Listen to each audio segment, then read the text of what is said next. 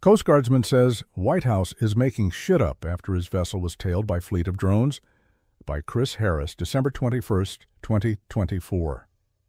There are some very irate Coast Guardsmen down in Barnegat Light, New Jersey. Federal officials have shrugged off accounts from U.S. Coast Guard members that their 47-foot-long rescue vessel was trailed by a fleet of 12 to 30 drones while patrolling the Atlantic Ocean earlier this month. And that's not sitting well with the sailors who witnessed the mystery swarm. It's the implication that's insulting, said the Coast Guard member, who spoke on condition of anonymity. It's implying we're making tee up when the ones making up are down in Washington, D.C. The sailor spoke to the Post days after the FAA imposed temporary flight restrictions over parts of New Jersey and New York. He said he was one of the 12 crew members on the boat that night. We were actually out there to see if we could spot any drones because of all these sightings, he explained. Well, we found some drones, or more accurately, they found us. The drones appeared out of nowhere at about 9 p.m. and followed the boat for approximately 15 minutes, he said. When the vessel shifted course, so too did the drones. I'm terrible with measurements, but the swarm was about 80 to 100 feet above us. They had 4 propellers, 7 feet across.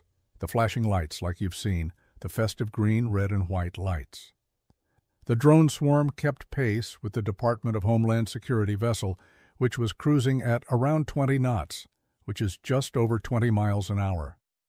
The Guardian said the drones eventually climbed maybe another 100 feet and then banked left towards the shoreline and out of sight. Commercial airplanes don't move like that, he said. I've been out there on the water when planes were coming in for landings in New York, and trust me, you can tell the difference. We're not idiots. We know what drones look and sound like.